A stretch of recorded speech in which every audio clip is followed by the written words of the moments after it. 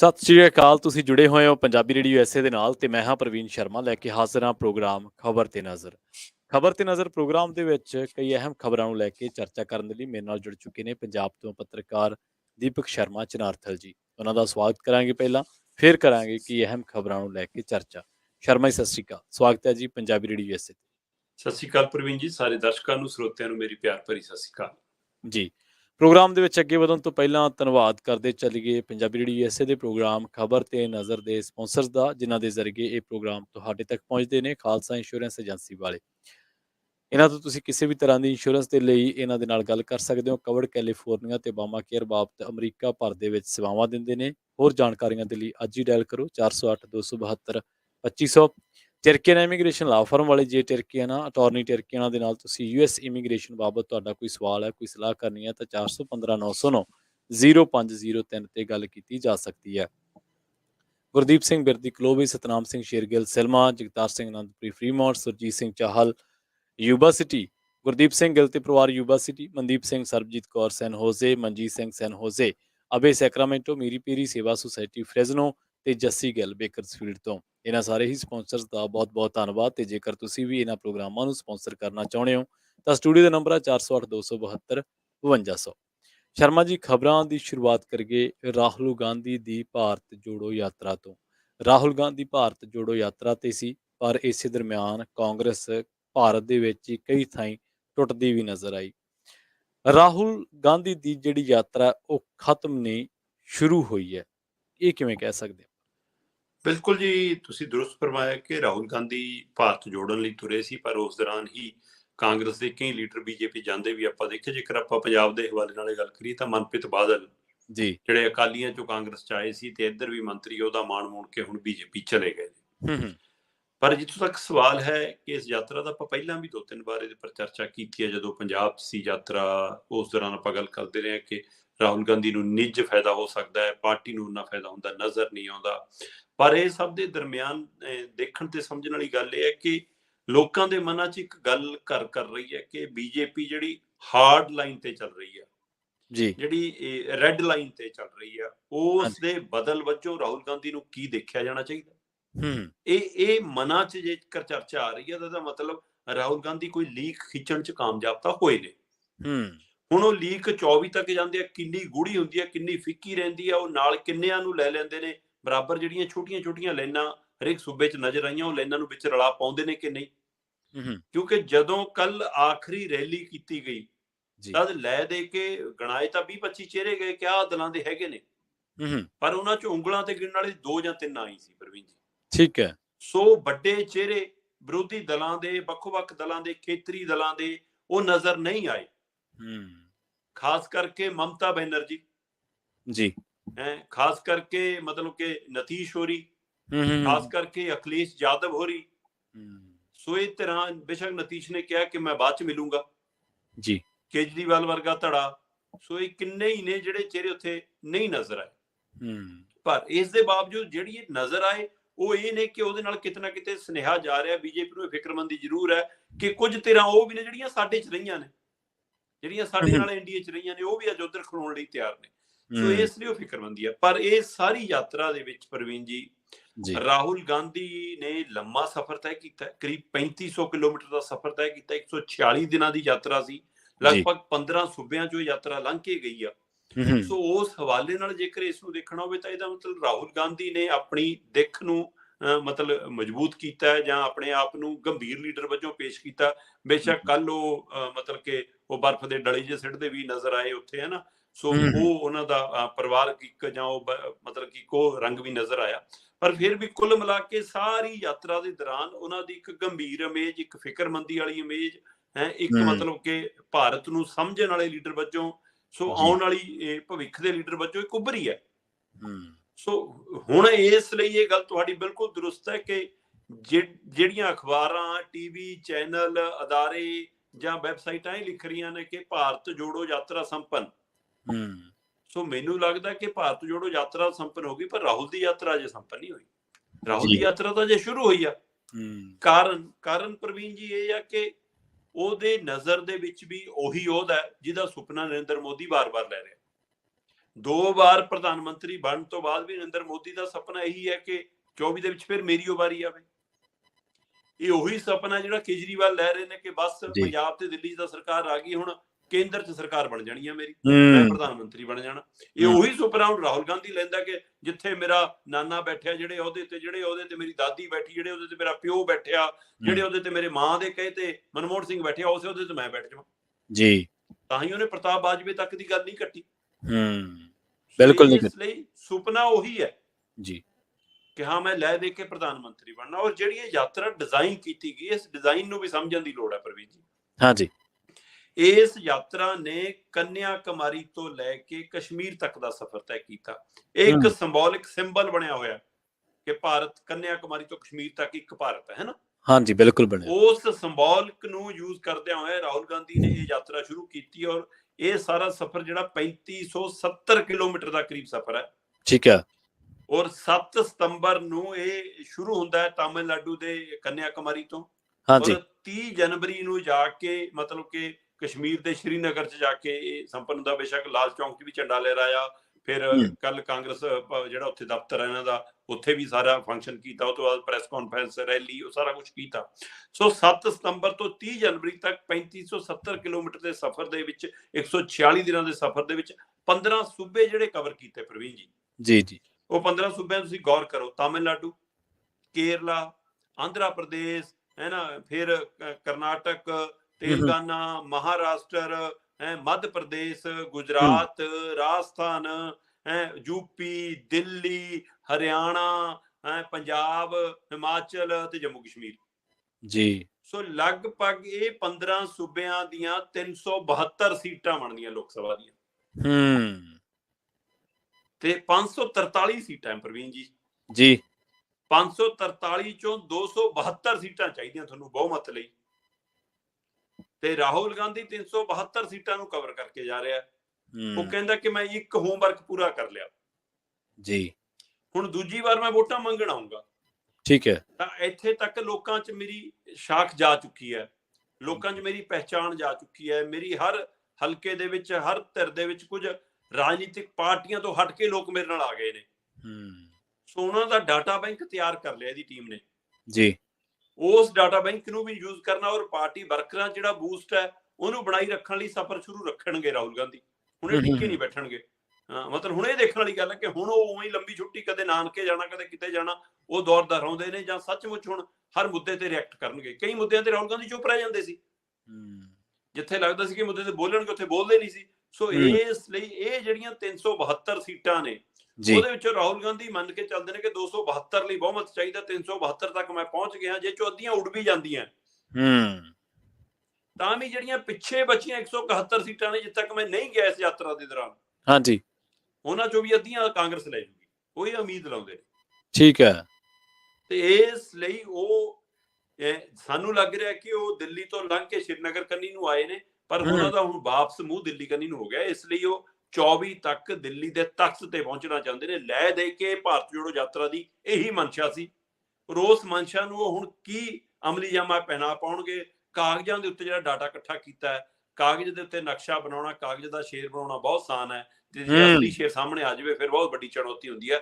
ਸੋ ਅਸਲੀ ਸ਼ੇਰ ਤਾਂ 24 ਚ ਸਾਹਮਣੇ ਆਉਣਾ ਜੀ। ਉਹਦਾ ਸਾਹਮਣਾ ਕਿਵੇਂ ਕਰਨਗੇ ਰਾਹੁਲ ਗਾਂਧੀ ਦੇਖਣ ਵਾਲੀ ਹੈ। ਕਾਗਜ਼ ਦੇ ਉੱਤੇ ਉਹਨਾਂ ਨੇ ਆਪਣੇ ਆਪ ਨੂੰ ਪ੍ਰਧਾਨ ਮੰਤਰੀ ਦੇ ਉਮੀਦਵਾਰ ਵਜੋਂ ਆਪਣੀ ਰਣਨੀਤੀ ਤੈਅ ਕਰ ਲਿਆ ਤੇ 2024 ਦੀ ਤਿਆਰੀ ਵੀ ਕਰ ਲਈ ਹੈ। 372 ਸੀਟਾਂ ਦਾ ਸਫ਼ਰ, 15 ਸੂਬਿਆਂ ਦਾ ਸਫ਼ਰ, 146 ਦਿਨਾਂ ਦੀ ਯਾਤਰਾ, 3570 ਕਿਲੋਮੀਟਰ ਦਾ ਸਾਰੀ ਇਹ ਯਾਤਰਾ। ਸੋ ਉਹਦੇ ਵਿੱਚ ਉਹਨਾਂ ਨੂੰ ਲੱਗਦਾ ਕਿ ਭਾਈ ਮੈਂ ਪ੍ਰਧਾਨ ਮੰਤਰੀ ਦੇ ਅਹੁਦੇ ਦਾ ਦਾਅਵੇਦਾਰ ਬਣ ਗਿਆ। ਪਰ ਹੁਣ ਇਹ ਵੋਟਰ ਤੈਅ ਕਰਨਗੇ, ਦੇਸ਼ ਤੈਅ ਕਰੇਗਾ। ਸੋ ਉਹਨਾਂ ਦੀ ਰਣਨੀਤੀ ਇਹੀ ਸੀ, ਲੈ ਦੇ ਕੇ ਉਸ ਰਣਨੀਤੀ ਤੇ ਯਾਤਰਾ ਸ਼ੁਰੂ ਹੋ ਗਈ ਅੱਜ ਤੋਂ। ਹਾਂਜੀ ਬਿਲਕੁਲ, ਰਣਨੀਤੀ ਦੇ ਵਿੱਚ ਭਾਵੇਂ ਰਾਹੁਲ ਗਾਂਧੀ ਕਾਮਯਾਬ ਰਹੇ ਨੇ, ਦੂਜੇ ਪਾਸੇ ਰਾਹੁਲ ਗਾਂਧੀ ਦੇ ਸੀਰੀਅਸ ਜਾਂ ਉਹਦੀ ਗੰਭੀਰਤਾ ਵਾਲੀ ਇਮੇਜ ਤੇ ਵੀ ਚਰਚਾ ਹੋ ਰਹੀ ਹੈ। ਪਰ ਹੁਣ ਤੱਕ ਜਿਹੜੇ ਸਿਆਸੀ ਵਿਸ਼ਲੇਸ਼ਕ ਨੇ ਉਹ ਕਹਿੰਦੇ ਕਿ ਜੇ ਦਿੱਲੀ ਦਾ ਰਸਤਾ ਜੇ ਜਾਂਦਾ ਤਾਂ ਉਹ ਯੂਪੀ ਹੋ ਕੇ ਜਾਂਦਾ। ਜਦੋਂ ਤੋਂ ਕਾਂਗਰਸ ਯੂਪੀ ਤੋਂ ਥਿੜਕੀ ਤਾਂ ਉਸ ਤੋਂ ਬਾਅਦ ਦਿੱਲੀ ਵੀ ਦੂਰ ਹੋਈ ਹੈ। ਸੋ ਦੇਖਦੇ ਹਾਂ ਜਿਸ ਮੈਕੈਨਿਜ਼ਮ ਦੇ ਨਾਲ, ਜਿਸ ਕੈਲਕੂਲੇਸ਼ਨ ਦੇ ਨਾਲ ਕਾਂਗਰਸ ਅੱਗੇ ਚੱਲ ਰਹੀ ਹੈ, ਇੱਕ ਕੈਲਕੂਲੇਸ਼ਨ ਕਾਂਗਰਸ ਨੂੰ ਕੀ ਨਤੀਜੇ ਲੈ ਕੇ। ਪ੍ਰਵੀਨ ਜੀ ਤੁਸੀਂ ਇਹ ਦੇਖੋ ਕਿ ਯੂਪੀ ਦਾ ਬਾਹਰੀ ਖੇਤਰ ਇਸ਼ੂ ਹੈ ਜੀ। ਯੂਪੀ ਚ ਹੋਵੇ ਦਾਖਲ ਨਹੀਂ ਹੋਏ, ਜਿਵੇਂ ਹਿਮਾਚਲ ਦੀ ਸਰਹੱਦ ਤੋਂ ਲੰਘੇ ਜੀ ਚਲੋ ਹਿਮਾਚਲ ਤਾਂ ਸਰਕਾਰ ਆ ਗਈ ਹੈ, ਤੁਹਾਡੀ ਹਲੇ ਫਿਕਰ ਨਹੀਂ ਹੈ ਕੋਈ, ਹੈ ਨਾ।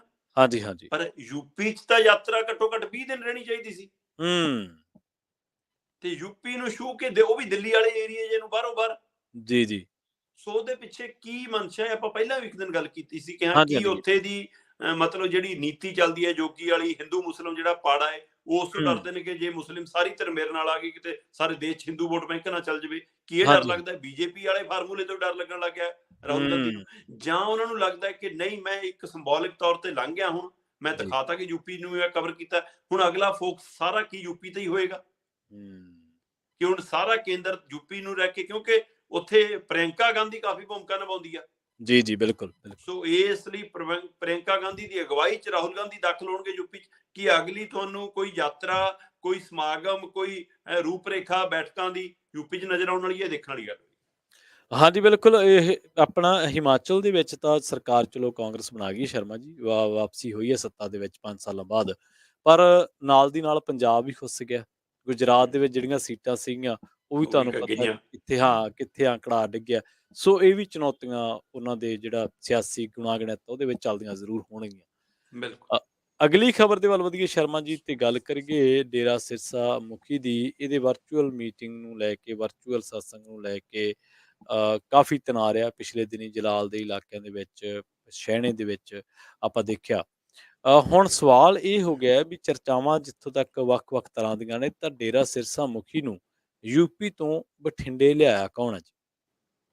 ਪ੍ਰਵੀਨ ਜੀ, ਬੜਾ ਹੈਰਾਨੀ ਵਾਲਾ ਪਹਿਲੂ ਹੈ ਜੀ ਕਿ ਜੇਕਰ ਕੋਈ ਸਾਈਕਲ ਚੋਰ ਹੈ, ਕੋਈ ਕਿਸੇ ਦਾ ਪੌਕਟ ਮਾਰ, ਜਾਂ ਕਿਸੇ ਲੜਾਈ ਝਗੜੇ 'ਚ, ਜਾਂ ਪਿੰਡ ਵਾਲੀ ਕਿਸੇ ਵੱਟ ਦੇ ਮਸਲੇ 'ਚ, ਜਾਂ ਕਿਸੇ ਤਰ੍ਹਾਂ ਦੀ ਰਿਸ਼ਤੇਦਾਰੀ ਦੀ ਤਕਰਾਰ 'ਚ, ਦੋ ਧਿਰਾਂ ਦੇ ਪਰਿਵਾਰਾਂ ਦੇ ਟਕਰਾਅ 'ਚ ਬੰਦੇ ਨੂੰ ਕੋਰਟ ਕਚਹਿਰੀ ਹੁੰਦਿਆਂ ਜੇਲ੍ਹ ਜਾਣਾ ਪੈ ਜਾਵੇ ਨਾ ਜੀ, ਤੇ ਉਸ ਦੌਰਾਨ ਉਹਨੂੰ ਪੈਰੋਲ ਮਿਲਦੀ ਆ, ਤਾਂ 36 ਸ਼ਰਤਾਂ ਤੇ ਦਸਤਖਤ ਕਰਾ ਕੇ ਪੈਰੋਲ ਦਿੰਦੇ ਨੇ ਜੀ। ਤੇ ਉਹ ਪੈਰੋਲ ਦੇ ਵਿੱਚ ਹੁੰਦੀ ਆ ਕਿ ਤੁਸੀਂ ਜੀ ਪਿੰਡ ਤੋਂ ਹੱਦ ਤੋਂ ਬਾਹਰ ਨਹੀਂ ਜਾਓਗੇ, ਤੁਸੀਂ ਜ਼ਿਲ੍ਹਾ ਛੱਡ ਕੇ ਨਹੀਂ ਜਾਓਗੇ, ਜੇ ਕਿਤੇ ਜਾਣਾ ਜੀ ਪਹਿਲਾਂ ਥਾਣੇ ਇਤਲਾਹ ਕਰੋਗੇ, ਕੋਰਟ ਦੀ ਮਨਜ਼ੂਰੀ ਲਓਗੇ, ਪਾਸਪੋਰਟ ਇੱਥੇ ਰੱਖ ਜਾਓ, ਤੁਸੀਂ ਜਨਤਕ ਸਮਾਗਮਾਂ 'ਚ ਸ਼ਾਮਲ ਨਹੀਂ ਹੋਵੋਗੇ, ਤੁਸੀਂ ਕੋਈ ਰੈਲੀ ਨੂੰ, ਕੋਈ ਮੀਟਿੰਗ ਨੂੰ, ਕੋਈ ਸੰਬੋਧਨ ਨਹੀਂ ਕਰੋਗੇ, ਹੈ ਨਾ, ਕਿਸੇ ਪਬਲਿਕ ਮਤਲਬ ਜਿਹੜੀ ਆ ਅਨਾਉਂਸਮੈਂਟ ਵਾਲੀ, ਚਾਹੇ ਉਹ ਰੇਡੀਓ ਟੈਲੀਵਿਜ਼ਨ, ਜੇ ਉਹਦੇ ਉੱਤੇ ਕਿਸੇ ਧਿਰ ਵਜੋਂ ਪੱਖ ਨਹੀਂ ਕੋਈ ਰੱਖੋਗੇ।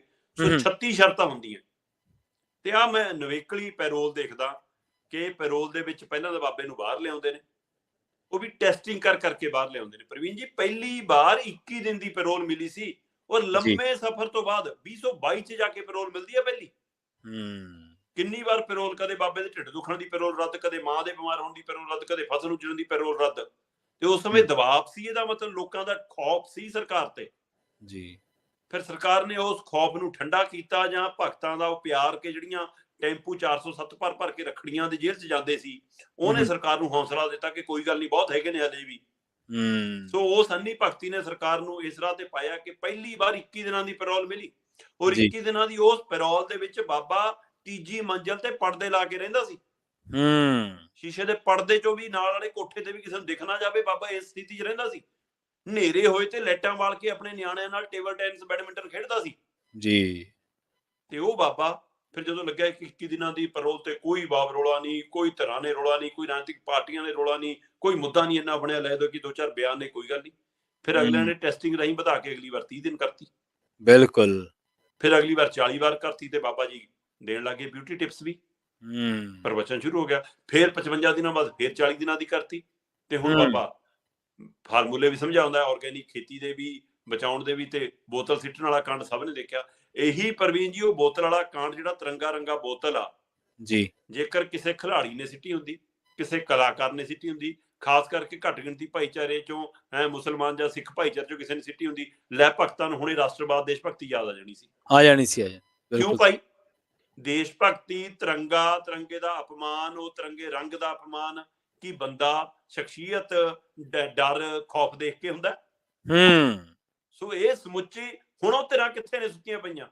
ਹੁਣ ਤੱਕ ਲੋਕਾਂ ਨੇ ਉਹਦੇ ਘਰ ਮੂਹਰੇ ਧਰਨਾ ਲਾਇਆ ਹੋਣਾ ਸੀ, ਉਹਨੂੰ ਚੱਕ ਕੇ ਅੰਦਰ ਡੱਕਿਆ ਹੋਣਾ ਸੀ, 36 ਚੈਨਲਾਂ ਤੇ ਲਾਈਵ ਚੱਲ ਰਿਹਾ ਹੋਣਾ ਸੀ, ਦੇਖੀਏ ਤਿਰੰਗੇ ਦਾ ਅਪਮਾਨ ਜੀ। ਜੀ ਬਿਲਕੁਲ। ਹੁਣ ਬਾਬੇ ਨੇ ਆ ਬੋਤਲ ਸਿੱਟੀ ਤੇ ਆਪ ਪਾਈ, ਕਿਸੇ ਨੇ ਨਹੀਂ ਪੁੱਛਿਆ। ਹਾਂ, ਮਿਹਰਬਾਨੀ ਦੇਖੋ, ਉਸ ਨੂੰ ਜੇਲ੍ਹ ਚੋਂ ਬਾਹਰ ਆਇਆ ਪੈਰੋਲ, ਉਹਨੂੰ ਯੂਪੀ ਪਹੁੰਚਾਉਣ ਦਾ ਪ੍ਰਬੰਧ ਸਰਕਾਰਾਂ ਕਰਦੀਆਂ। ਹੂੰ ਉਹਨੂੰ ਯੂਪੀ 'ਚ ਫਿਰ ਇੰਟਰਨੈਟ, ਲਾਈਟਾਂ, ਕੈਮਰਾਮੈਨ, ਸਾਰੀਆਂ ਸਹੂਲਤਾਂ ਪ੍ਰੋਵਾਈਡ ਹੁੰਦੀਆਂ ਕਿ ਬਾਬਾ ਜੀ ਦੁਨੀਆ ਭਰ ਦੇ ਵਿੱਚ ਪ੍ਰਵਚਨ ਦੇਣ, ਕਿਉਂਕਿ ਭਾਈ ਬਾਬੇ ਦੇ ਕੰਮ ਵੱਡੇ ਨੇ, ਬਲਾਤਕਾਰ ਕੀਤੇ ਨੇ ਬਾਬੇ ਨੇ। ਤਾਂ ਉਹ ਦੂਆ ਬਾਬੇ ਦਾ ਅੱਜ ਇੱਕ ਹੋਰ ਬਲਾਤਕਾਰ ਸਾਬਤ ਹੋ ਗਿਆ, ਆਸ਼ਾ ਰਾਮ ਦਾ। ਉਹ ਪਹਿਲਾਂ ਹੀ ਇੱਕ ਨਾਬਾਲਗ ਬੱਚੀ ਦੇ ਬਲਾਤਕਾਰ ਦੇ ਕੇਸ 'ਚ ਪਿਓ ਪੁੱਤ ਅੰਦਰ ਨੇ ਜੀ, ਤੇ ਹੁਣ ਇੱਕ ਹੋਰ ਮਹਿਲਾ ਨਾਲ ਲਗਾਤਾਰ, ਮਤਲਬ 2001 ਤੋਂ ਲੈ ਕੇ 2006 ਤੱਕ ਲਗਾਤਾਰ ਅਨੇਕਾਂ ਵਾਰ ਬਲਾਤਕਾਰ ਕਰਨ ਦੇ ਦੋਸ਼ ਸਾਬਤ ਹੋ ਗਏ ਹੁਣ ਹੋਰ ਜੀ। ਸੋ ਇਹ ਜੇ ਉੱਥੇ ਜਾ ਕੇ ਲੋਕ ਜੇਲ੍ਹ ਨੂੰ ਮੱਥੇ ਟੇਕੀ ਜਾਣਗੇ, ਜੇਲ੍ਹ 'ਚ ਅਜੇ ਵੀ ਰੱਖੜੀਆਂ ਭੇਜੀ ਜਾਣਗੇ, ਤਾਂ ਫਿਰ ਅੰਨੇ ਲੋਕਾਂ ਦੀ ਤਾਂ ਲੋੜ ਹੁੰਦੀ ਹੈ ਰਾਜਨੀਤਿਕ ਪਾਰਟੀਆਂ ਨੂੰ ਪ੍ਰਵੀਨ, ਉਹਨਾਂ ਨੂੰ ਤਾਂ ਵੋਟ ਬੈਂਕ ਦਿਖਦਾ। ਇਸੇ ਲਈ ਪਾਰਟੀਆਂ ਕਹਿੰਦੀਆਂ ਕੀ ਲੋੜ ਹੈ ਵਿਕਾਸ ਕਰਨ ਦੀ, ਕੀ ਲੋੜ ਹੈ ਸਰਕਾਰਾਂ ਦੇ ਕੰਮ ਕਰਨ ਦੀ, ਬਾਬਿਆਂ ਕੋਲ ਜਾਓ ਤੇ ਵੋਟ ਬੈਂਕ ਦੀ ਝੋਲੀ ਪਵਾ ਲਓ, ਆਪਣਾ ਥੈਲੀ ਝਾੜ ਲਓ। ਸੋ ਇਹਨਾਂ ਨੂੰ ਲੱਗਦਾ ਕਿ ਗੁਥਲੀ 'ਚ ਬੰਦ ਕੀਤੇ ਹੋਏ ਨੇ ਬਾਬਿਆਂ ਨੇ ਲੋਕ ਤਾਂ, ਸੋ ਉਹਦਾ ਅਸਰ ਅਸੀਂ ਦੇਖਦੇ ਹਾਂ। ਸੋ ਇਸ ਲਈ ਇੱਕ ਸਰਕਾਰ ਉਹ ਹੈ ਪ੍ਰਵੀਨ ਜੀ ਜਿਹੜੀ ਜੇਲ੍ਹ 'ਚ ਉਹਨੂੰ ਯੂਪੀ ਤੱਕ ਪਹੁੰਚਾਉਂਦੀ ਆ, ਠੀਕ ਹੈ। ਦੂਜੀ ਸਰਕਾਰ ਉਹ ਆ ਜਿਹੜੀ ਯੂਪੀ 'ਚ ਉਹਨੂੰ ਸਾਰੇ ਪ੍ਰਬੰਧ ਕਰਕੇ ਦੇ ਰਹੀ ਆ, ਤੀਜੀ ਸਰਕਾਰ ਉਹ ਆ ਜਿਹੜੀ ਕਹਿੰਦੀ ਕਿ ਭਗਤਾਂ ਨੇ ਜਾਣਾ, ਅਸੀਂ ਪੁਲਿਸ ਖੜਾਈ ਆ, ਤੁਸੀਂ ਲੰਘਾ ਲਓ। ਸੋ ਯੂਪੀ ਤੋਂ ਬਾਬਾ ਆਨਲਾਈਨ ਬਠਿੰਡੇ ਪਹੁੰਚਦਾ ਜੀ, ਤੇ ਪਰ ਬੱਸਾਂ ਪਰ ਪੰਜਾਬ ਚੋਂ, ਗੁਆਂਢੀ ਸੂਬਿਆਂ ਚੋਂ, ਆਲੇ ਦੁਆਲੇ ਤੋਂ ਆਉਂਦੀਆਂ ਨੇ, ਤੇ ਪੰਜਾਬ ਸਰਕਾਰ ਉਹਨਾਂ ਲਈ ਪ੍ਰਬੰਧ ਕਰਦੀ ਹੈ ਕਿ ਲੰਘ ਜਾਣ ਦਿਓ ਜੀ, ਜਾਣ ਦਿਆਂਗੇ ਅਸੀਂ। ਕਿਉਂ ਭਾਈ, ਕੀ ਸਮਝ ਨਹੀਂ ਆਉਂਦੀ ਕਿ ਅਮਨ ਕਾਨੂੰਨ ਤੇ ਕੀ ਅਸਰ ਪੈਂਦਾ ਹੈ, ਪੰਜਾਬ ਦੀ ਮਾਨਸਿਕਤਾ ਤੇ ਕੀ ਅਸਰ ਪੈਂਦਾ ਹੈ, ਸਾਡੇ ਦਿਲਾਂ ਤੇ ਕੀ ਅਸਰ ਬੀਤਦੀ ਹੈ। ਇਹ ਦਿਲ ਦੇ ਉੱਤੇ ਇੱਕ ਮਤਲਬ ਕਿ ਚਾਕੂ ਫੇਰਨ ਵਾਲੀ ਕਵਾਇਦ ਹੈ। ਉਹ ਤਲਵਾਰ ਨਾਲ ਜਿਹੜਾ ਕੇਕ ਕੱਟਿਆ, ਉਹ ਲੋਕਾਂ ਦੇ ਦਿਲਾਂ ਤੇ ਤਲਵਾਰ ਫੇਰੀ ਹੈ ਕਿ ਆ ਲੋ ਆਹ ਕਰ ਰਿਹਾ ਮੈਂ, ਘਰੇ ਤੁਸੀਂ ਕਰ ਲਓ ਜੋ ਕਰਨਾ, ਕਰ ਲਓ ਜੋ ਕਰਨਾ। ਬਿਲਕੁਲ ਸਹੀ। ਸੋ ਇੱਥੇ ਪੰਜਾਬ ਸਰਕਾਰ ਦੀ ਜ਼ਿੰਮੇਵਾਰੀ ਕੀ ਬਣਦੀ ਸੀ ਕਿ ਪੰਜਾਬ ਸਰਕਾਰ ਮਤਲਬ ਪਹੁੰਚ ਕਰਦੀ, ਚਾਹੇ ਅਦਾਲਤ ਤੱਕ, ਚਾਹੇ ਸਰਕਾਰਾਂ ਤੱਕ, ਕਿ ਭਾਈ ਜੋ ਕੁਝ ਕਰਨਾ ਆਪਣੇ ਉੱਥੇ ਬੈਠ ਕੇ ਕਰੀ ਜਾਓ, ਪੰਜਾਬ ਵਾਲੇ ਡੇਰੇ ਨੂੰ ਨਾ ਜੋੜੋ ਨਾਲ। ਕਿ ਪਹਿਲੇ ਇੱਥੇ ਬਹੁਤ ਬਠਿੰਡੇ ਦਾ ਸਲਾਬਤਪੁਰਾ ਡੇਰਾ ਜੀ 2007 ਤੋਂ 2010 ਦਾ ਦੌਰ ਕਿਸੇ ਨੂੰ ਭੁੱਲਿਆ ਨਹੀਂ ਹੈ। ਇਹ ਉਹੀ ਥਾਂ ਹੈ ਪ੍ਰਵੀਨ ਜੀ ਜਿੱਥੇ ਡੇਰਾ ਸਿਰਸਾ ਮੁਖੀ ਗੁਰਮੀਤ ਸਿੰਘ ਰਾਮ ਰੀਮ ਨੇ ਦਸ਼ਮ ਪਾਤਸ਼ਾਹੀ ਸ੍ਰੀ ਗੁਰੂ ਗੋਬਿੰਦ ਸਿੰਘ ਜੀ ਦਾ ਰੂਪ ਧਾਰਨ ਦੀ ਕੋਸ਼ਿਸ਼ ਕੀਤੀ, ਜਿੱਥੇ ਉਹਨਾਂ ਦਾ ਮਤਲਬ ਕਿ ਕੱਪੜੇ ਪੋਸ਼ਾਕ ਪਹਿਨ ਕੇ ਇੱਕ ਸੁਭਾਂਗ ਰਚਿਆ, ਜਿੱਥੇ ਉਹਨੇ ਉਵੇਂ ਜਾਮੇ ਇੰਸਾ ਪਿਲਾਉਣ ਦੇ ਲਈ ਕੜਾਹੇ ਦੇ ਵਿੱਚੋਂ ਰੂਹ ਅਫਜੇ ਵਰਗਾ ਗੁਲਾਬੀ ਰੰਗ ਦਾ ਪਾਣੀ ਬਣਾ ਕੇ ਦਿਖਾਉਣ ਦੀ ਕੋਸ਼ਿਸ਼ ਕੀਤੀ ਕਿ ਲਓ ਮੈਂ ਕੁਛ, ਇਹ ਉਹ ਡੇਰਾ ਜੀ ਜੀ ਜੀ। ਔਰ ਇਸ ਇਲਾਕੇ ਦੇ ਵਿੱਚ ਚੌਂਕ ਤੋੜਨ ਵਾਲੇ ਕੰਗ ਅਕਾਲੀ ਜਿਹੜੇ ਕਹਿੰਦੇ ਨੇ ਜੀ ਬਾਬੇ ਦੇ ਚੌਂਕ ਭੰਨਤੇ ਸੀ, ਕਿਉਂਕਿ ਉਸ ਵਾਰ ਡੇਰੇ ਨੇ ਵੋਟਾਂ ਕਾਂਗਰਸ ਨੂੰ ਪਾਉਣ ਦਾ ਐਲਾਨ ਕਰਤਾ। ਫਿਰ ਅਕਾਲੀਆਂ ਨੂੰ ਚੁਭਣ ਲੱਗ ਗਿਆ, ਤੇ ਫਿਰ ਉਹਦਾ ਅਸਰ ਇੱਥੋਂ ਤੱਕ ਗਿਆ ਕਿ ਅਸੀਂ ਥੱਲੇ ਵਾਲੇ ਲੋਕਾਂ ਨੂੰ ਤੰਗ ਕਰਨਾ। ਡੇਰੇ ਪ੍ਰੇਮੀ ਜਿਹੜੇ ਸਧਾਰਨ ਪਿੰਡਾਂ 'ਚ ਜਿਨ੍ਹਾਂ ਨਾਲ ਆਪਣੀ ਪਰਿਵਾਰਕ ਸਾਂਝ ਸੀ, ਉਹਨਾਂ ਨੂੰ ਸ਼ਮਸ਼ਾਨ ਘਾਟ ਤੱਕ ਦੇਣ ਤੋਂ ਰੋਕ ਦਿੱਤੇ, ਉਹਨਾਂ ਨੂੰ ਗੁਰੂ ਘਰਾਂ ਜਾਣ ਤੋਂ ਰੋਕਤਾ। ਸੋ ਉਹ ਟਕਰਾਅ ਕਿਹਦਾ ਹੋਇਆ, ਨੁਕਸਾਨ ਕਿਹਦਾ ਹੋਇਆ? ਪਿੰਡਾਂ 'ਚ ਲੋਕਾਂ ਦਾ। ਤੇ ਉਹ ਤੋਂ ਬਾਅਦ ਅਕਾਲੀਆਂ ਨਾਲ ਜਦੋਂ ਨੇੜਤਾ ਵੱਧ ਗਈ ਕਿ ਠੀਕ ਹੈ ਬਾਬੇ ਦੀ ਫਿਲਮ ਵੀ ਚਲਾ ਦੋ, ਬਾਬੇ ਨੂੰ ਮਾਫ ਵੀ ਕਰਾ ਦੋ, ਜਥੇਦਾਰਾਂ ਨੂੰ ਬਾਦਲ ਨੇ ਘਰੇ ਵੀ ਬੁਲਾ ਲਿਆ, SGPC ਨੇ ਅਖਬਾਰਾਂ 'ਚ ਇਸ਼ਤਿਹਾਰ ਵੀ ਦਿੱਤੇ, ਕਿਉਂਕਿ ਫਿਰ ਵੋਟ ਦਿਖਣ ਲੱਗ ਗਏ, ਬਾਬੇ ਦੇ ਵੋਟ ਲਵਾਂਗੇ। ਤੇ ਉਹਦਾ ਨਤੀਜਾ ਫਿਰ ਦੇਖ ਲਓ ਫਿਰ ਕੀ ਹੋਇਆ। ਸੋ ਇਸ ਲਈ ਉਹ ਸਾਰੀ ਕਵਾਇਦ, ਫਿਰ ਬੇਅਦਬੀ ਦੇ ਮਾਮਲੇ, ਜਦੋਂ ਸਿੱਟ ਦੀਆਂ ਪੰਜਾਬ ਦੀਆਂ ਜਿੰਨੀਆਂ ਸਿੱਟ ਬਣੀਆਂ, ਉਹਨਿਆਂ ਨੇ ਜਾ ਕੇ ਡੇਰੇ ਤੇ ਸੂਈ ਖੜਾਈ ਆ ਪ੍ਰਵੀਨ ਜੀ। ਬਿਲਕੁਲ ਬੇਅਦਬੀ ਦੇ ਮਾਮਲਿਆਂ ਦੇ ਵਿੱਚ ਜੇਕਰ ਡੇਰਾ ਸਿਰਸੇ ਦਾ ਨਾਮ ਬੋਲਦਾ, ਡੇਰਾ ਸਿਰਸਾ ਮੁਖੀ ਦਾ ਨਾਮ ਬੋਲਦਾ, ਇਹਦੇ ਪ੍ਰਬੰਧਕਾਂ ਦਾ ਨਾਮ ਬੋਲਦਾ, ਪ੍ਰੇਮੀਆਂ ਦਾ ਨਾਮ ਬੋਲਦਾ, ਤਾਂ ਫਿਰ ਮੌਜੂਦਾ ਸਰਕਾਰ ਨੂੰ ਇਸ ਮਸਲੇ ਤੇ ਰੋਕ ਲਾਉਣ ਲਈ ਪਹਿਲ ਕਦਮੀ ਨਹੀਂ ਕਰਨੀ ਚਾਹੀਦੀ ਸੀ ਕਿ ਭਾਈ ਪੰਜਾਬ ਦਾ ਮਾਹੌਲ ਨਾ ਵਿਗਾੜੋ। ਇੱਕ ਪਾਸੇ ਪੰਜਾਬ 'ਚ ਬੰਦੀ ਸਿੰਘਾਂ ਦੀ ਰਿਹਾਈ ਲਈ ਮੋਰਚਾ ਲੱਗਿਆ, ਤੇ ਦੂਏ ਪਾਸੇ ਡੇਰਾ ਮੁਖੀ ਦੇ ਤੁਸੀਂ ਇੱਥੇ ਪ੍ਰਵਚਨ ਕਰਾ ਰਹੇ ਹੋ ਜੀ। ਸੋ ਉਸ ਟਕਰਾਅ ਨੂੰ ਰੋਕਣ ਲਈ ਸਰਕਾਰ ਦੀ ਭੂਮਿਕਾ ਨਹੀਂ ਹੋਣੀ ਚਾਹੀਦੀ। ਦੂਸਰੇ ਪਾਸੇ ਜਦੋਂ ਬੱਸਾਂ ਜਾ ਰਹੀਆਂ ਸੀ ਪ੍ਰਵੀਨ ਜੀ, ਹਾਂਜੀ, ਤਦ ਕੁਝ ਧਿਰਾਂ ਆਈਆਂ ਸਾਹਮਣੇ ਕਿ ਲਓ ਜੀ ਡਾਂਗ ਫੇਰੋ ਇਹਨਾਂ ਤੇ, ਕਿਉਂ ਨਿਕਲੇ ਆਏ, ਇਹਨਾਂ ਤਾਂ 76 ਪੈਣੇ ਚਾਹੀਦੇ ਨੇ, ਆਹ ਦੇਖ ਲਓ। ਮੇਰਾ ਸਵਾਲ ਉਹਨਾਂ ਲੋਕਾਂ ਨੂੰ ਵੀ ਆ ਕਿ ਭਰਾ ਮੇਰੇ, ਡਾਂਗ ਦੀ ਬਜਾਏ ਜੇਕਰ ਅਸੀਂ ਗੰਭੀਰਤਾ ਨਾਲ ਇਹ ਸੋਚਦੇ ਕਿ ਲੋਕ ਉਸ ਬੰਦੇ ਦੇ ਮਗਰ ਕਿਉਂ ਤੁਰੇ ਹੋਏ ਨੇ ਜਿਹੜਾ ਬਲਾਤਕਾਰ 'ਚ ਦੋਸ਼ੀ ਸਾਬਤ ਹੋ ਚੁੱਕਿਆ, ਜਿਹੜਾ ਕਤਲ ਦਾ ਦੋਸ਼ੀ ਸਾਬਤ ਹੋ ਚੁੱਕਿਆ, ਜਿਹਨੂੰ ਜੇਲ੍ਹ 'ਚ ਸਜ਼ਾਵਾਂ ਹੋ ਚੁੱਕੀਆਂ, ਜਿਹੜਾ ਪੈਰੋਲ ਤੇ ਸਰਕਾਰੀ ਸ਼ਹਿ ਦੇ ਉੱਤੇ ਬਾਹਰ ਫਿਰਦਾ, ਉਹਦੇ ਮਗਰ ਵੀ ਇਹ ਲੋਕਾਂ ਨੂੰ ਵੀ ਤਾਂ ਪਤਾ ਜਿਹੜੇ ਜਾ ਰਹੇ ਨੇ ਪ੍ਰਵੀਨ ਜੀ ਕਿ ਬਾਬੇ ਦੇ ਖਿਲਾਫ ਅਦਾਲਤ 'ਚ ਦੋਸ਼ ਸਾਬਤ ਹੋ ਗਏ ਨੇ, ਸਾਰਾ ਕੁਝ ਹੋ ਗਿਆ, ਉਹਦੇ ਬਾਵਜੂਦ ਜੇ ਜਾ ਰਹੇ ਨੇ ਤਾਂ ਇਹ ਉਹ ਧਿਰਾਂ ਉਹਨੂੰ ਹੋਰ ਦੂਰ ਕਰ ਰਹੀਆਂ ਨੇ ਜਿਹੜੀਆਂ ਉਹਨਾਂ ਦੇ ਖਿਲਾਫ ਬੋਲ ਰਹੀਆਂ ਨੇ। ਸਵਾਲ ਇਹ ਹੈ ਕਿ ਸਾਨੂੰ ਸਮਝਣਾ ਪੈਣਾ ਕਿ ਜਦੋਂ ਅਸੀਂ ਮਤਲਬ ਕਿ ਉਹਨਾਂ ਨੂੰ ਸਿੱਖ ਪੰਥ 'ਚ ਲਿਆਏ, ਜੀ ਜੇਕਰ ਉਹ ਸਿੱਖੀ ਰੂਪ 'ਚ ਆ ਗਏ, ਫਿਰ ਇਹਦਾ ਮਤਲਬ ਉੱਥੇ ਜਾਤ ਧਰਮ ਕਿਉਂ ਰਹਿ ਗਈ, ਕਿਉਂ ਬਣਦਾ ਉਹਨਾਂ ਨੂੰ ਉਹਨਾਂ ਦਾ ਸਥਾਨ ਨਹੀਂ ਮਿਲਿਆ, ਜਿਹਦੇ ਕਾਰਨ ਡੇਰਿਆਂ ਨੂੰ ਉਹਨਾਂ ਨੂੰ ਹਥਿਆਉਣ ਦਾ ਮੌਕਾ ਮਿਲ ਗਿਆ।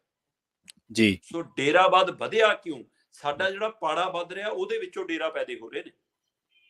ਸੋ ਇਸ ਲਈ ਡਾਂਗ ਦੀ ਬਜਾਏ ਸਹਿਜਤਾ ਨਾਲ ਉਹਨਾਂ ਨੂੰ ਸਮਝਾਉਣ ਦੀ ਔਰ ਉਹਨਾਂ ਦੀਆਂ ਲੋੜਾਂ ਪੂਰਤੀਆਂ, ਕਿਉਂਕਿ ਅਸਲ ਦੇ ਵਿੱਚ ਇਹ ਕੋਈ ਗਿਆਨ ਲੈਣ ਨਹੀਂ ਜਾਂਦੇ ਲੋਕ ਜੀ 90% ਇਹਨਾਂ ਚ ਉਹ ਨੇ ਜਿਹੜੇ ਡੇਰੇ ਚੋਂ ਆਪਣੀਆਂ ਲੋੜਾਂ ਪੂਰਤੀ ਲਈ ਜਾਂਦੇ ਨੇ ਪ੍ਰਵੀਨ ਜੀ। ਜੀ ਜੀ ਔਰ ਡੇਰਾ ਉਸ ਲਾਲਚ ਚ ਉਹਨਾਂ ਨੂੰ ਨਾਲ ਜੋੜਦਾ। ਸੋ ਲੋੜਾਂ ਪੂਰੀਆਂ ਜੇਕਰ ਪਿੰਡਾਂ 'ਚ, ਸ਼ਹਿਰਾਂ 'ਚ ਸਮਾਜਿਕ ਧਿਰਾਂ, ਸੰਗਠਨ, ਧਾਰਮਿਕ ਸੰਗਠਨ, ਜੇਕਰ ਤੁਸੀਂ ਜਾਤ ਪਾਤ ਤੇ ਵੀ ਆਉਣਾ ਤੇ ਫਿਰ ਸਵਾਲ ਹੈ, ਜੇਕਰ ਵਾਲਮੀਕੀ ਭਾਈਚਾਰਾ ਜਾ ਰਿਹਾ ਤਾਂ ਇਹਦਾ ਮਤਲਬ ਹਿੰਦੂ ਭਾਈਚਾਰੇ ਨੇ ਅਜੇ ਵੀ ਉਹਨਾਂ ਨੂੰ ਗੱਲ ਨਹੀਂ ਲਾਇਆ। ਜੇ ਰਵਿਦਾਸੀਆ ਭਾਈਚਾਰਾ ਤੇ ਹੋਰ ਭਾਈਚਾਰਾ ਜਾ ਰਿਹਾ ਤਾਂ ਅਜੇ ਸਿੱਖ ਭਾਈਚਾਰੇ ਨੂੰ ਗੱਲ ਨਹੀਂ ਲਾਇਆ। ਜੀ ਜੀ ਸੋ ਜੇਕਰ ਉਹ ਪਾੜਾ ਖਤਮ ਹੋ ਗਿਆ ਹੁੰਦਾ ਤਾਂ ਅੱਜ ਡੇਰੇ ਦੀ ਇਹ ਤਾਕਤ ਨਾ ਹੁੰਦੀ। ਲੋਕ ਇਸ ਰਿਸਕ ਲੈ ਕੇ ਵੀ ਬੱਸਾਂ ਭਰ ਕੇ ਨਾ ਜਾਂਦੇ। ਸੋ ਉਧਰੋਂ ਵੀ ਸੋਚਣ ਦੀ ਲੋੜ ਹੈ। ਪਰ ਇਹ ਜੀ ਚਾਹੇ ਹਰਿਆਣਾ ਸਰਕਾਰ ਹੈ, ਚਾਹੇ ਯੂਪੀ ਸਰਕਾਰ ਹੈ, ਤੇ ਚਾਹੇ ਪੰਜਾਬ ਸਰਕਾਰ ਹੈ, ਉਹਦੀ ਸ਼ਹਿ ਤੇ ਹੁਣ ਡੇਰੇ ਦੇ ਪ੍ਰਵਚਨ ਚੱਲ ਰਹੇ ਨੇ। ਇਹ ਆਨਲਾਈਨ ਹੋਵੇ ਚਾਹੇ ਹਕੀਕਤ ਹੋਵੇ। ਯੂਪੀ ਤੋਂ ਬਠਿੰਡੇ ਸਰਕਾਰੀ ਸ਼ਹਿ ਦੇ ਉੱਤੇ ਹੀ ਬਾਬਾ ਆਇਆ ਤੇ ਇਹਦੇ ਨਾਲ ਪੰਜਾਬ 'ਚ ਫਿਕਰਮੰਦੀ ਵਧੀ ਹੈ ਕਿ ਇੱਕ ਨਵੇਂ ਟਕਰਾਅ ਵਾਲੀ, ਨਵੇਂ ਚਿੰਤਾਮਨ, ਕਿਉਂਕਿ ਬੰਦੀ ਸਿੰਘਾਂ ਦਾ ਮੋਰਚਾ ਜਿਸ ਤਾਕਤ ਨਾਲ ਵਧ ਰਿਹਾ ਤੇ ਸਰਕਾਰ ਦੇ ਲਈ ਉਹ ਮੁਸੀਬਤ ਬਣਨਾ ਹੀ ਬਣਨਾ, ਕਿਉਂਕਿ ਉਹ ਮਨੁੱਖੀ ਅਧਿਕਾਰਾਂ ਦਾ ਮਸਲਾ ਹੈ। ਜਿਨ੍ਹਾਂ ਨੂੰ ਸਜ਼ਾਵਾਂ ਪੂਰੀਆਂ ਹੋ ਗਈਆਂ, ਤੁਸੀਂ ਉਹਨਾਂ ਨੂੰ ਰਿਹਾ ਵੀ ਨਹੀਂ ਕਰਦੇ, ਔਰ ਜਿਹੜਾ ਬਲਾਤਕਾਰ ਔਰ ਕਾਤਲ ਦਾ ਦੋਸ਼ੀ ਹੈ ਉਸ ਦੀ ਤੁਸੀਂ ਪੈਰੋਲ ਤੇ ਪੈਰੋਲ ਦੇ ਰਹੇ ਹੋ।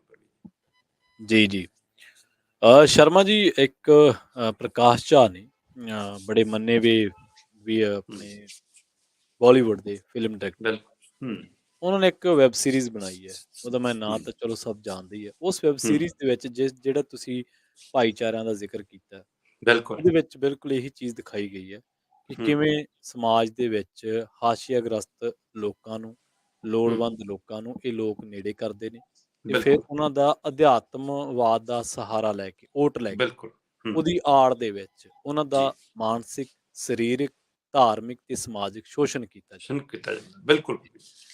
ਆਪਾਂ ਅਗਲੀ ਖਬਰ ਦੇ ਵੱਲ ਵਧੀਏ ਸ਼ਰਮਾ ਜੀ, ਤੇ ਗੱਲ ਕਰੀਏ ਬਿਕਰਮ ਸਿੰਘ ਮਜੀਠੀਆ ਦੀ। ਜ਼ਮਾਨਤ ਮਿਲ ਗਈ ਬਿਕਰਮ ਮਜੀਠੀਆ ਨੂੰ। ਉਸ ਤੋਂ ਬਾਅਦ ਪੰਜਾਬ ਸਰਕਾਰ ਗਈ ਸੁਪਰੀਮ ਕੋਰਟ ਦੇ ਵਿੱਚ।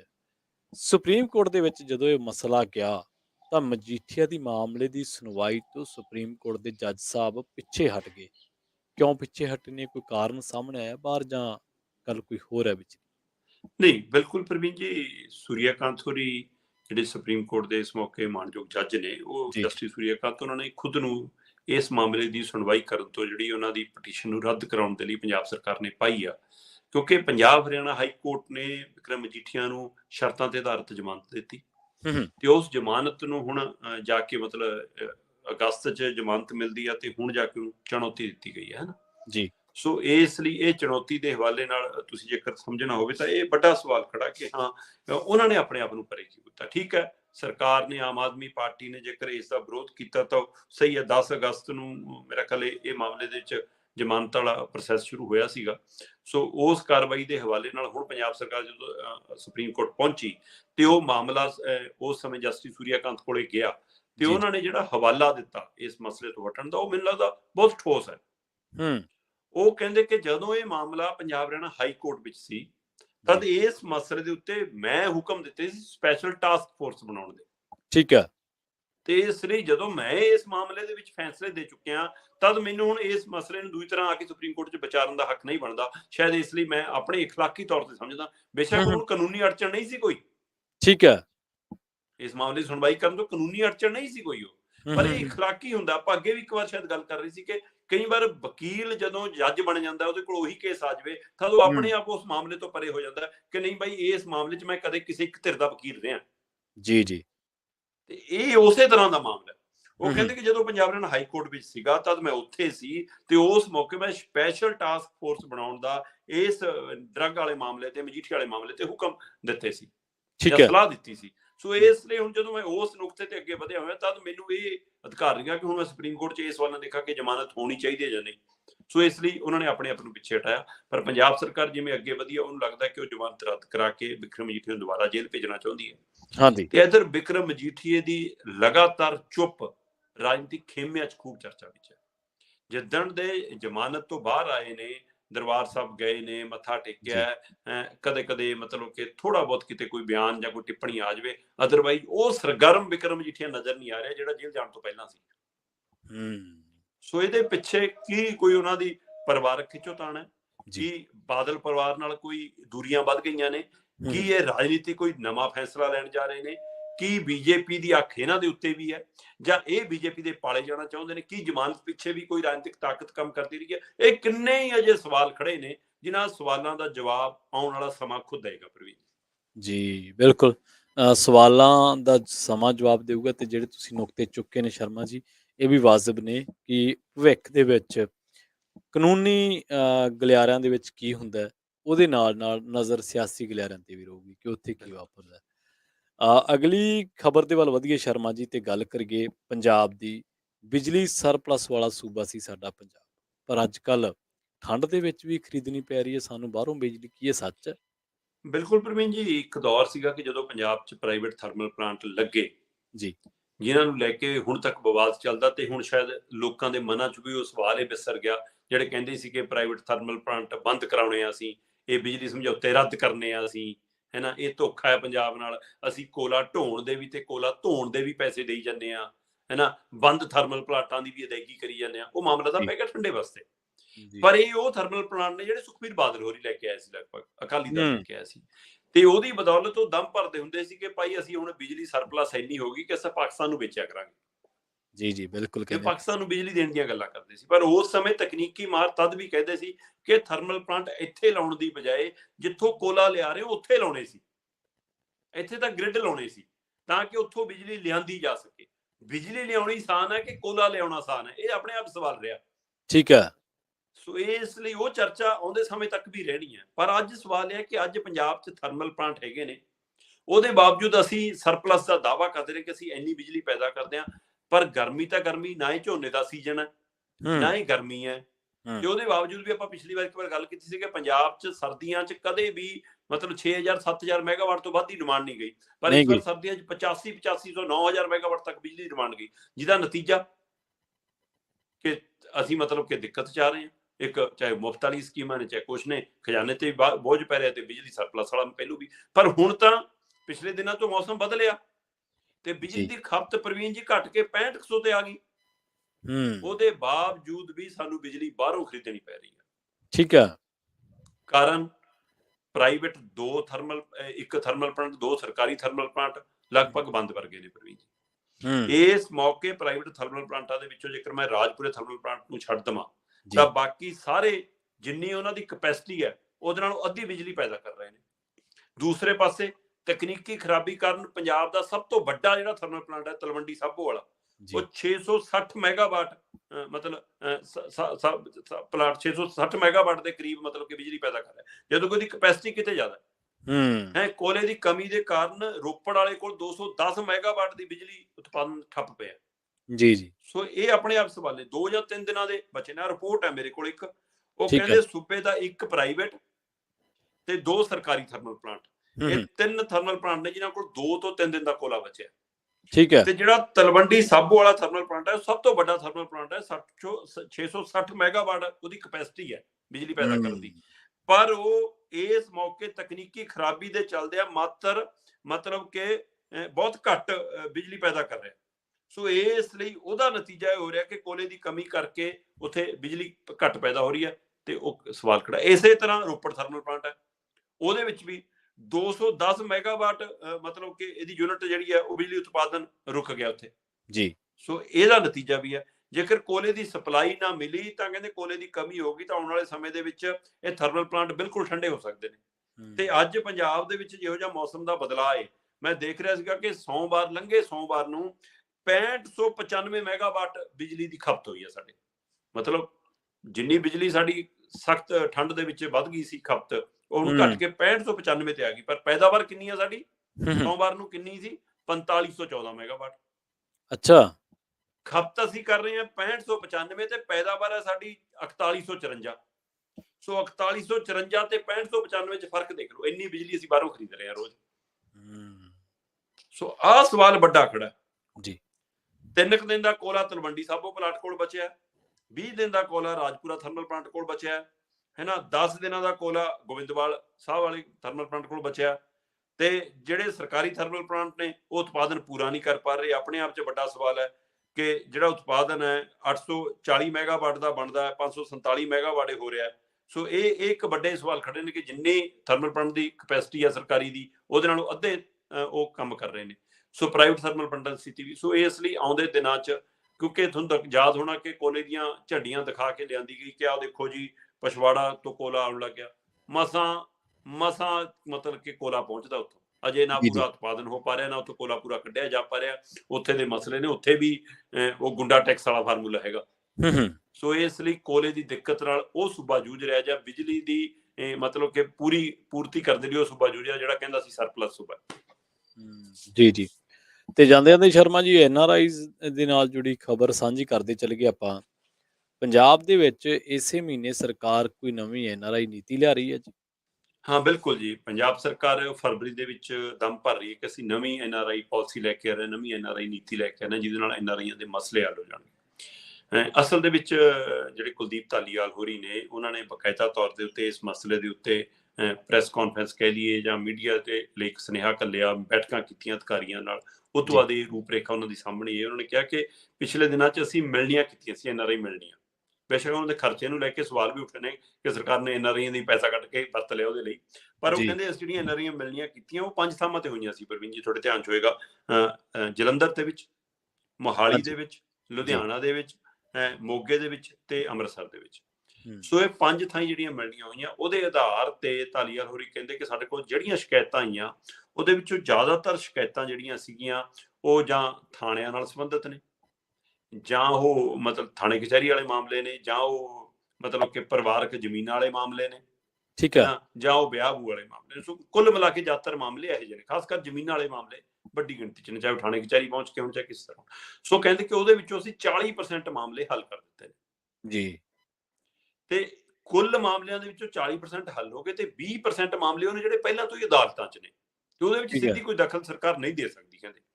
ਸੋ 60% ਪਿੱਛੇ ਬੱਚੇ, 40% ਮਾਮਲੇ ਕਹਿੰਦੇ ਉਹਦੇ ਉੱਤੇ ਵੀ ਸਾਡੀਆਂ ਟੀਮਾਂ ਕੰਮ ਕਰ ਰਹੀਆਂ, ਅਸੀਂ ਆਉਂਦੇ ਸਮੇਂ 'ਚ ਹੱਲ ਕਰ ਦੇਣਾ। ਪਰ ਸਰਕਾਰ ਨੂੰ ਲੱਗਦਾ ਕਿ NRIਆਂ ਦੇ ਲਈ ਇੱਕ ਵੱਖਰਾ ਟਰੈਕ ਹੋਣਾ ਚਾਹੀਦਾ। ਸੋ ਤੁਹਾਨੂੰ ਧਿਆਨ 'ਚ ਹੋਣਾ ਕਿ ਸਮੇਂ-ਸਮੇਂ ਦੀਆਂ ਸਰਕਾਰਾਂ ਵੀ ਬਹੁਤ ਦਮ ਭਰਦੀਆਂ ਰਹੀਆਂ, ਚਾਹੇ ਅਕਾਲੀਆਂ ਦੀ ਚਾਹੇ ਕਾਂਗਰਸੀਆਂ ਦੀ, ਕਿ ਲਓ ਜੀ ਅਸੀਂ NRIਆਂ ਲਈ ਵੱਖਰੇ ਥਾਣੇ ਬਣਾਤੇ, ਵੱਖਰੀਆਂ ਅਦਾਲਤਾਂ ਬਣਾਤੀਆਂ, ਵੱਖਰੇ ਵਿੰਗ ਬਣਾਤੇ। ਪਰ ਉਹ ਲੈ ਦੇ ਕੇ ਵਿਚਾਰੇ ਜਦੋਂ ਵੀ ਆਏ ਇੱਥੇ ਠੱਗੀ ਦਾ ਸ਼ਿਕਾਰੀ ਹੋਏ, ਮੁਸ਼ਕਲਾਂ 'ਚੋਂ ਹੀ ਲੰਘ ਕੇ ਗਏ। ਸੋ ਹੁਣ ਇਹ ਸਰਕਾਰ ਵੀ ਦਮ ਭਰ ਰਹੀ ਹੈ ਕਿ ਅਸੀਂ ਬਕਾਇਦਾ ਤੌਰ ਤੇ 5 ਸਪੈਸ਼ਲ ਫਾਸਟ ਟਰੈਕ ਅਦਾਲਤਾਂ ਬਣਾਉਣ ਜਾ ਰਹੇ ਹਾਂ। ਠੀਕ ਹੈ। ਉਹਦੇ ਵਿੱਚ ਕਹਿੰਦੇ ਜੀ ਮਤਲਬ ਕਿ ਚਾਹੇ ਉਹ ਲੁਧਿਆਣੇ 'ਚ ਹੋਵੇ, ਚਾਹੇ ਅੰਮ੍ਰਿਤਸਰ 'ਚ ਹੋਵੇ, ਚਾਹੇ ਪਟਿਆਲੇ 'ਚ ਹੋਵੇ, ਚਾਹੇ ਮੋਗੇ 'ਚ ਹੋਵੇ, ਤੇ ਚਾਹੇ ਅੰਮ੍ਰਿਤਸਰ, ਮਤਲਬ ਅੰਮ੍ਰਿਤਸਰ, ਮੋਗਾ, ਲੁਧਿਆਣਾ, ਨਵਾਂ ਸ਼ਹਿਰ ਤੇ ਪਟਿਆਲਾ, ਇਹ 5 ਥਾਂ ਹੀ ਕਹਿੰਦੇ ਅਸੀਂ ਜੀ ਸਪੈਸ਼ਲ। ਤੇ ਇਸੇ ਤਰ੍ਹਾਂ ਜਿਹੜੇ ਥਾਣੇ ਨੇ, NRI ਥਾਣੇ, ਉਹਨਾਂ ਨੂੰ ਦੁਬਾਰਾ ਮਤਲਬ ਕਿ ਮਜ਼ਬੂਤ ਕਰਨ ਦੇ ਲਈ ਮੈਨੂੰ ਪਤਾ ਲੱਗ ਰਿਹਾ 30 ਲੱਖ ਫੰਡ ਜਾਰੀ ਕਰਨ ਦੀ ਕਵਾਇਦ ਸ਼ੁਰੂ ਹੋ ਗਈ ਹੈ ਕਿ ਉਹ ਥਾਣਿਆਂ ਦੀ ਦੁਬਾਰਾ ਰੂਪਰੇਖਾ ਬਦਲੀ ਜਾਵੇ, ਉਹਨਾਂ ਨੂੰ ਬੈਠਣ ਯੋਗ, ਕਾਰਵਾਈ ਚਲਾਉਣ ਯੋਗ। ਤੇ ਉੱਥੇ ਕਹਿੰਦੇ ਜੀ 75 ਕਰਮਚਾਰੀ ਹਰ ਥਾਣੇ ਦੇ ਵਿੱਚ ਹੁਣੇ ਮਿਲ ਜਾਣਗੇ, ਮਾਰਚ ਤੋਂ ਬਾਅਦ ਫਿਰ ਬਾਕੀ 75 ਹੋਰ ਮਿਲ ਜਾਣਗੇ। ਸੋ 150 ਕਰਮਚਾਰੀ ਹਰੇਕ ਥਾਣੇ ਨੂੰ ਸਿੱਧਾ ਮਿਲ ਜਾਣਾ।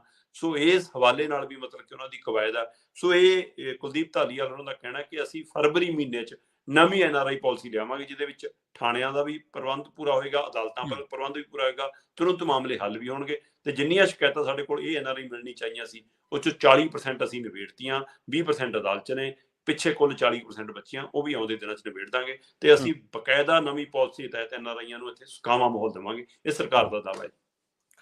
ਜੀ ਜੀ, ਬਿਲਕੁਲ। ਚਲੋ ਦੇਖਦੇ ਹਾਂ ਸ਼ਰਮਾ ਜੀ, ਇਸ ਸਰਕਾਰ ਦੇ ਇਹਨਾਂ ਜੋ ਦਾਅਵੇ ਨੇ, ਇਹਨਾਂ ਨੂੰ ਬੂਰ ਕਦੋਂ ਪੈਂਦਾ ਤੇ ਕਦੋਂ ਨਵੀਂ ਪਾਲਿਸੀ ਲਿਆਂਦੀ ਜਾਂਦੀ ਹੈ ਤੇ ਉਸ ਪਾਲਿਸੀ ਦੇ ਵਿੱਚ ਕੀ ਕੁਛ ਕੀਤਾ ਜਾਂਦਾ। ਫਿਲਹਾਲ ਬਹੁਤੇ ਲੋਕਾਂ ਦੀਆਂ ਖੱਜਲ ਖੁਆਰੀਆਂ ਦੂਰ ਵੀ ਹੋਈਆਂ ਨੇ, ਪਰ ਬਹੁਤਿਆਂ ਦੀਆਂ ਬਰਕਰਾਰ ਵੀ ਨੇ। ਇਹ ਵੀ ਤਸਵੀਰ ਦਾ ਇੱਕ ਦੂਜਾ ਪਾਸਾ ਹੈ।